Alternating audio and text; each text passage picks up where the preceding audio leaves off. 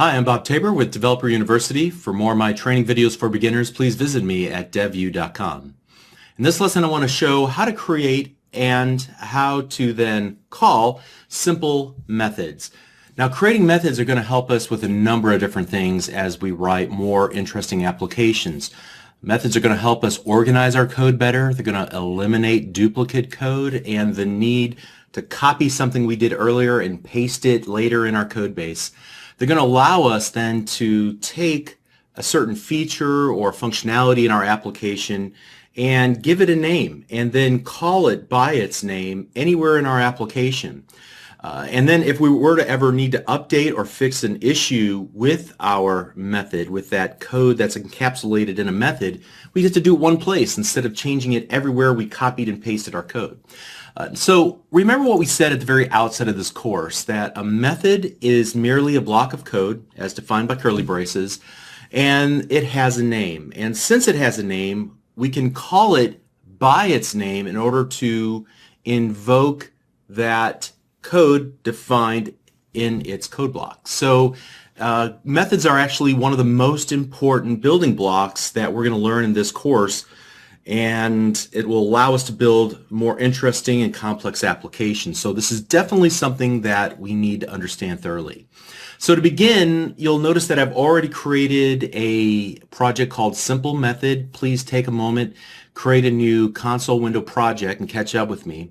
And what I'm going to do is build the most simple example I can possibly imagine, a simple hello world application again, but this time using a method. All right. And we're going to define our method, our helper method, inside of our class program, because remember, we're going to keep methods inside of the context of a class. Related methods kind of go together in the same class. We'll expand on that later. But it should be outside of the definition of our previous method, the static void main. So I'm going to go right to the end of the closing curly braces for static void main, and I'm going to hit enter a couple times on my keyboard. That should put my mouse cursor after static void main's definition, but before the end of our class program's closing curly brace. So somewhere in this area is where we want to work, all right? And we have to define things in the right place, just like we learned before. And here, let's create our first very simple helper method.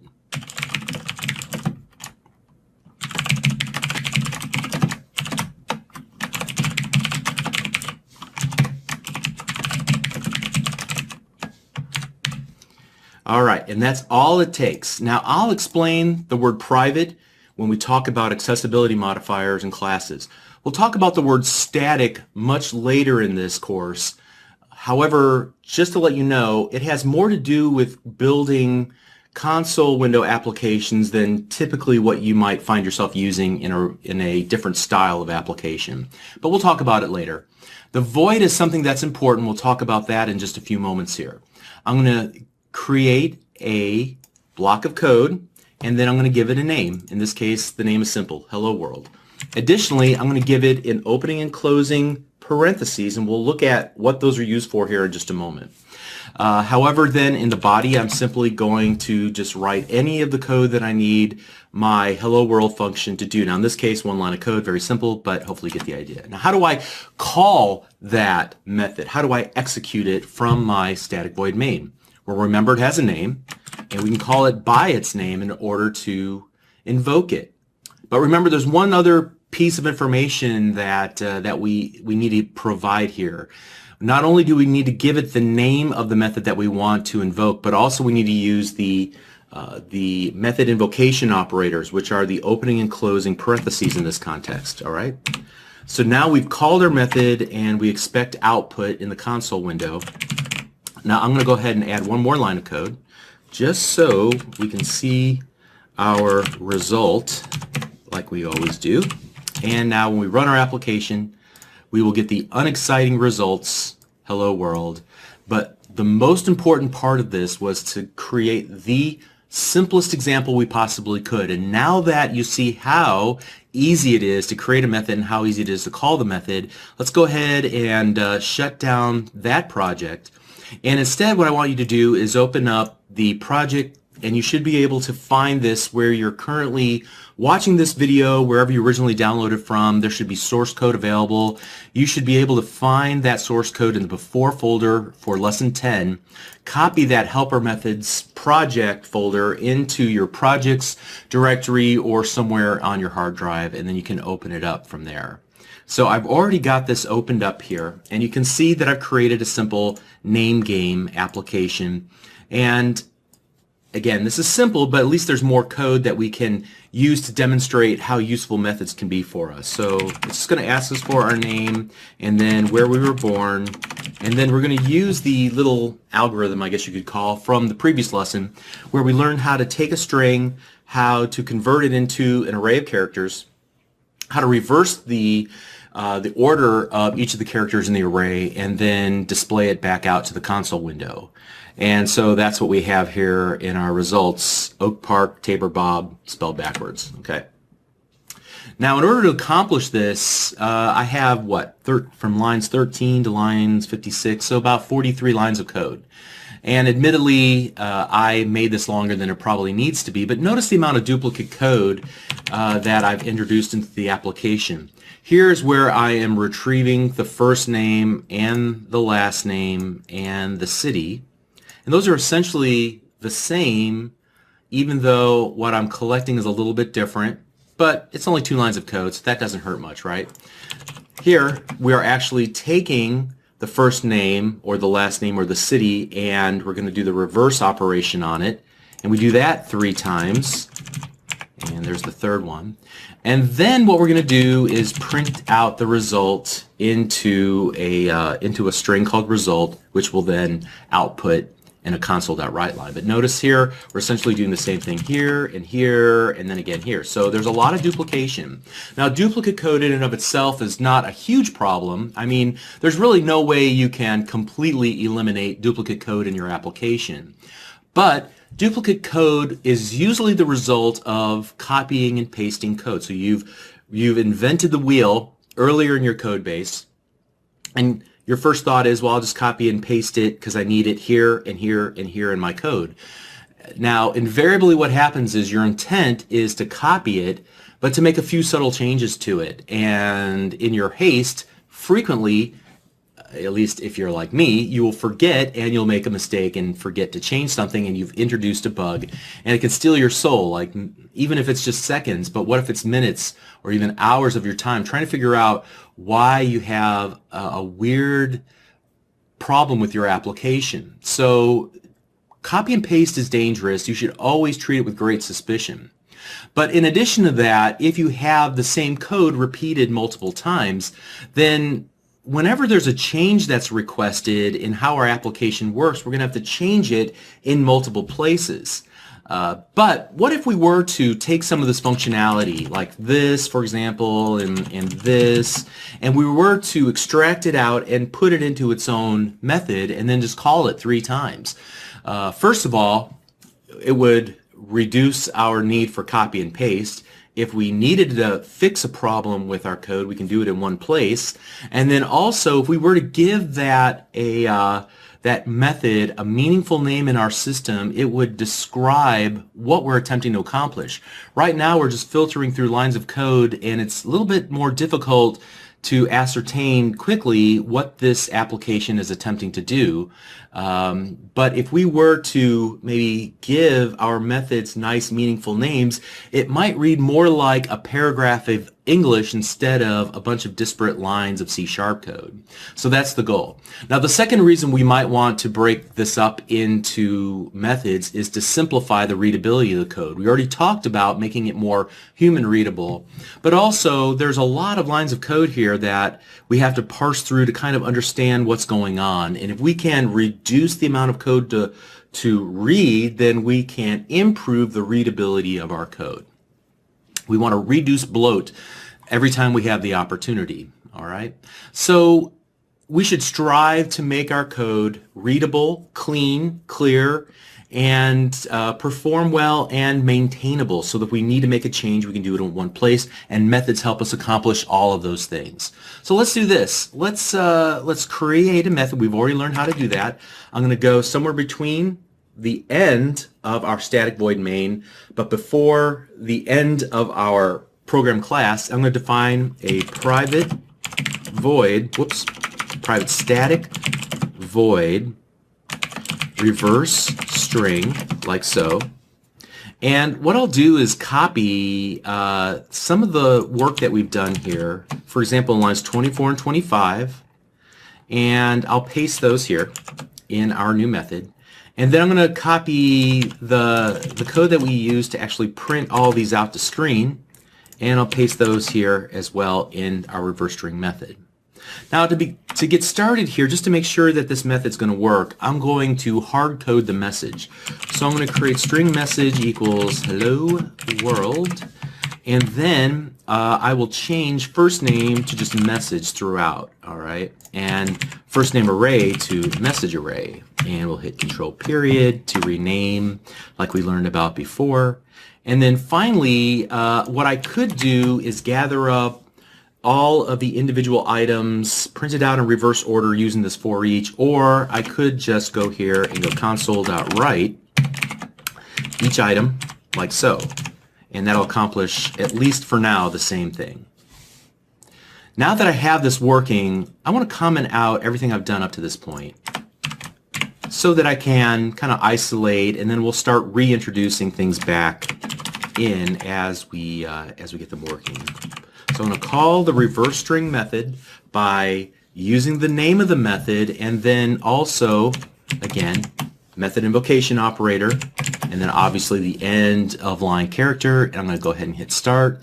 And not a very exciting example, but now we know that the logic of our method, of our reverse string method, is working.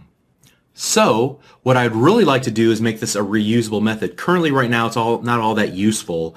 How many times do I need to print hello world in an application? But if I were to remove this line of code here and replace it with an input parameter so that the caller can pass in the string that it wants reversed, now I improve the usability of this method dramatically. To create an input parameter, I need to give it a data type and then a moniker or a name. And so what I'll do is say I'm going to allow the caller to pass in a string, and internally I'm going to call that string message. So I'm creating essentially a variable that allows an outside passage of code to pass values into the body of my method. I can utilize that value inside of my method, and then hopefully, as a result of that, achieve some more interesting results. Now, having done that, I've changed the signature of the method. I used to have just a method called reverse string, but it accepted no input parameters, but now I have to accept one input parameter, and that's not optional. So I get this red squiggly line beneath the reverse string, and if I were to hover my mouse cursor over, it's going to say there's no argument given that corresponds to the required formal parameter message of, and you're like, well, what does that mean? Essentially, we did not call the method correctly now because we have to give it something like a hard-coded string, or probably the better thing to do here would be to give it, the first name that we collect way up here in lines number 16 and 17. Let me uncomment that out and kind of go down here and comment. So now I'm collecting the first and last name of the city, but everything else I'll leave commented out for now. Eventually we'll remove them. And I'm going to call this reverse string method 3 times. Each time I'm going to change what I'm passing in, like so. And now when I run the application, well, let's do this as well. Let me copy that, and I'm going to, so that I can get similar results, let's go ahead and remove that, and let's save the application now. Make sure you have what I have on screen. Pause the video if you need to. Let's run the application, and let's see it working. And it should work similar to what we had before, but with fewer lines of code. And it mostly works, but you notice there's a subtle problem with this. There's no space in between Oak Park, Tabor, and Bob. And so this is a good example of where I can make a change one place in my code, and it will fix the problem throughout the code base wherever I'm using and calling my new method. To fix this problem, all I need to do is do console write and then add in a blank character. That should allow a sufficient spacing in between each call to reverse string. So now when I run the application and I put in my details, Bob Tabor and Oak Park, it should work correctly, and it does. Great. Okay, so now this is definitely one way to go about writing this application. As I look at this method, reverse string, I see a problem. Typically, whenever I create methods, I attempt to describe in English what that method is responsible for doing inside of my software system. In this case, I would describe the functionality of this method as it reverses a string and it prints it to screen. But herein lies the problem. I really only want each method to do one thing in my system. And when I use the word and print it to screen, I feel like that's two responsibilities in the system. So typically what I would do is split this out into two separate methods. And you might say, well, that's a little excessive, and that's true in this simple case, but following that rule of thumb will help you as you begin to think about how to compose methods. What goes into a method? How many methods should I write? Should I just create one massive method or lots of tiny methods? And typically the answer is more smaller methods with descriptive names are better. Okay. So in this case, what we're going to do is change up the functionality of the application a little bit.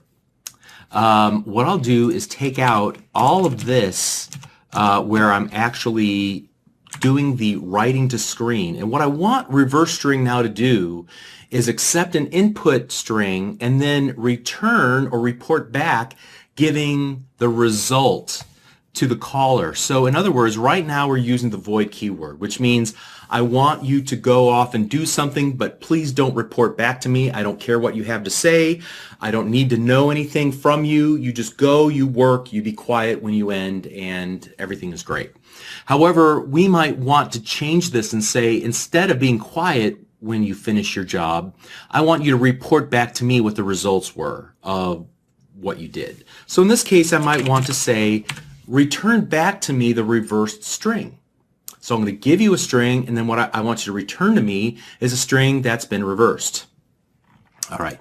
Notice when I added or changed void to string, I get a red squiggly line because I have not officially returned anything back to the caller. I need to use the return keyword like so. All right. And I could do a for each and gather up each individual item into a longer string like we've done, pretty much previously right here by building that result. However, there is an easy way to do this with just one line of code. Just like there is a helper method called reverse on the array class, there's also a string class, and the string class has helper methods too. One of them is the concat method, and it will allow us to pass in an array of individual characters, and it will concatenate them all together and return back a full string. So in this case, let's just give it the message array like so, and that should work just fine. Okay, now notice that I'm able to call reverse string, and I'm not really accepting back any values. Now, why is that? I thought if we were going to say, hey, report back to me, that I would need to do something with it. In other words, I would expect to see something like this, right? Where I'm capturing whatever has been returned from the reverse string method. That's optional.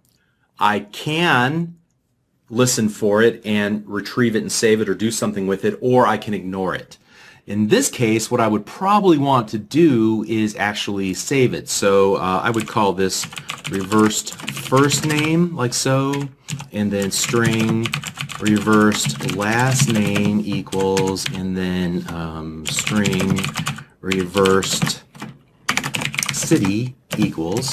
All right, and we'll shorten this up in a moment, but hopefully you'll see where I'm going with this.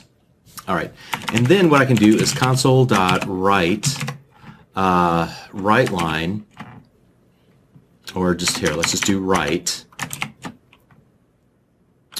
reversed first name plus space, and this seems kind of laborious to do it this way. I've got a better idea. The string has another helper method. We looked at the concat method, but it also has a format. And the format will work a lot like console.writeLine. In fact, they're almost identical. The only difference is console.writeLine will print its results to screen, whereas string.format will merely just create a new string as a result of whatever been formatted. But the reason I'm using this is so that I can use the replacement codes like so. So here I go 0, 1, and 2, and I can pass in reversed first name, reversed last name, and reversed city, like so.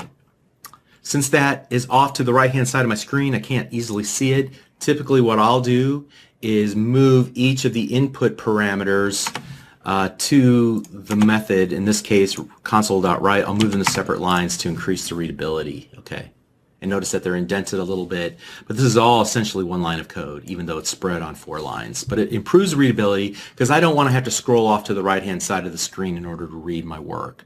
So get in the habit of formatting your code for readability and keep things kind of narrow and small.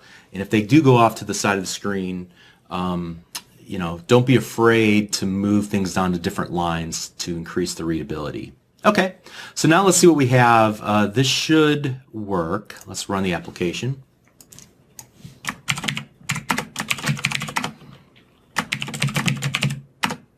And it works. Great. But what if I want to put this into its own method? I could simply do that like so. And I think I can just use a void in this case. And what I could do is go display result, like so. And I could just take this and paste it in. But now what I need to do is pass in these 3 values, right? So how do I go about doing that? Well, we know how to add one input parameter. How do we add multiple input parameters? So what we'll do is define our first one, reversed first name, like so. And then to add subsequent input parameters, I'll just use a comma on my keyboard and add the second one, like so. And then the third one, like so. All right. And again, since it's off to the right-hand side of the screen, I might put my mouse cursor right before the S in string and move those input parameters below the definition for our display result method, again for readability's sake. You may not agree, you don't have to, that's a stylistic choice. And so at this point I should be able then to call display result. So let's call display result, passing in the reversed first name, and I just happen to use the same names here, but I could have called either the input parameter something different or the temporary variables here something different. Reverse string last name. And you know, as I'm doing this, I'm beginning to think to myself, why am I even going through all of this? Why do I even need these variables? Couldn't I just eliminate those altogether and just copy this and paste it here? I mean, it returns a string, right? So I should be able to do that. And I should be able to do this, and I should be able to do this, like so. And then I'll put them each on their little line. And that should work just fine. And here I can eliminate these lines of code completely from my application. Let's see if it works.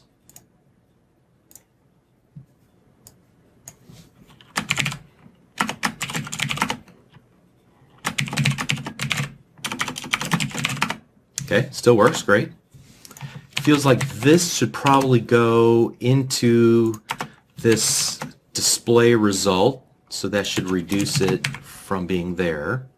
Now, suppose that I don't want to pass in each of these individual values. What if I want to display the result and only pass in one value?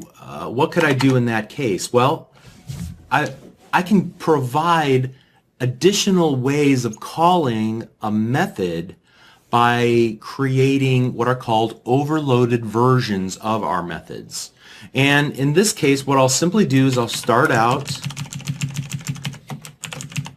and just copy and paste the exact same method definition twice. Notice on the second definition I get an error. Let me hover my mouse cursor over so you can see it. Type program, so that's the class program, already defines a member called display result with the same parameter types. So you can create additional versions of the same method with the same name, but they have to have a different method signature. A method signature is the number and the data type of the input parameters in your method definition. So in this case, I already have a method called display result with 3 strings. I could change these names to just any old, gobbledygook text there, and I still get an error. It's the same problem because the fundamental fact that we've not changed the signature of the method means that I'm still having the same problem. However, I could change this by allowing only a single message or a single string to be input as an input parameter, and now I have 2 completely different versions of the method as far as C# is concerned. Now in this case, I wouldn't need any of this. I'd probably just do this.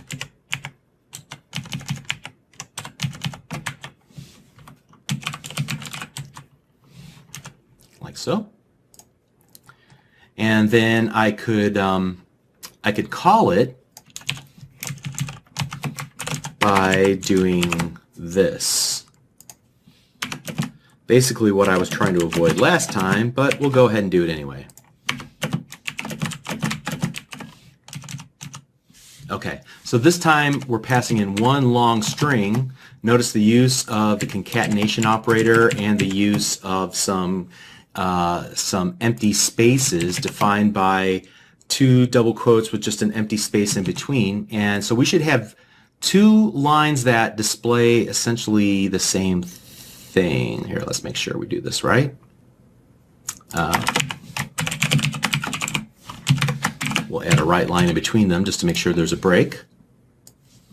All right, so Bob Tabor. And so we get 2 results that look identical. Now, you might wonder, why are we doing this? Why in the world would you ever want to create 2 methods with the exact same name that essentially do the same thing but allow the user to pass in different information? And let me give you a good example of why you might want to do that is with the console.writeLine. So here we go with console.writeLine. Have you ever noticed as you type the opening parenthesis for the method invocation operator that there's a little message that pops up down there that there's 1 of 19, and then you look to the right of it, and as I use the arrow keys on my keyboard and go up and down, notice that the number goes 1, 2, 3, 4, 5. Okay, these are all the different data types that the WriteLine method will accept. So it'll accept an input parameter of type Boolean, which is true, false. It'll accept a single character or an array of characters. It'll accept a decimal value, which is usually used for money, or a double, which is used for longer mathematical calculations, or a float, which is a massive number in terms of the number of values after the decimal point. It allows you to pass in an integer and other types of integer style values. It allows you to pass in a string and then others as well. 19 different versions of console.writeLine to make it convenient for the user of the application to utilize that method in their app, okay? For the developer of the application to use it in their app. So now when we go to display result, we'll see the same thing in IntelliSense, display result, and notice that I have 2 versions. I'm looking at version 1 of 2, and notice the emphasis on the input parameter, that the first version accepts 1 input parameter of type string called message, and then the second version accepts 3 input parameters of type string, reverse last name, and reverse city. Okay, so there you go. That is why you would create overloaded versions of your methods. All right.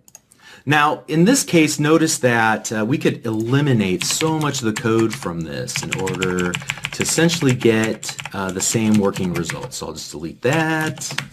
And, you know, for the sake of simplicity, I'll go ahead and remove this as well. And so now we've reduced down the amount of code dramatically for our application and improved the flexibility of our application by adding multiple ways to actually display the results. Okay, so at Developer University, I issue a decree to students that no method should have more than 6 lines of code in it. If it has more than 6 lines of code in it, then it's probably attempting to do too much in the system. You should be able, again, to express what it's doing in English. And then if you find yourself saying it does this and that, then it's probably an opportunity to split those up into multiple methods. Of course, rules are meant to be broken, and as a rule of thumb, 6 lines of code per method will keep your code tidy and readable. It'll keep everything scoped nice and very tightly, and it'll improve the quality of your code dramatically. Okay, so that's all I wanted to say about methods, but we're going to be using them from this point on. So if there's anything about this that doesn't make a whole lot of sense to you, by all means, please make sure that you watch this lesson again or seek out some other resources. Okay, you're doing great. Let's continue on. We'll see you in the next video. Thank you.